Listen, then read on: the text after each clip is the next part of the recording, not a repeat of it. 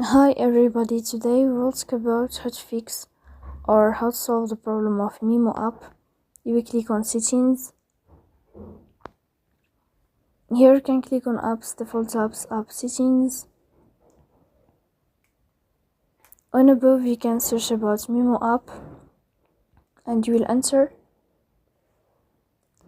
Then you can click on first stop and you can click OK. Here we'll enter to the window of storage. Then you can click on clear cache. In the end you can turn off your phone and you can wait a moment to turn on your phone again. So please don't forget to support us by like and subscribe. See you next time in another video, and thank you for your attention and your watching.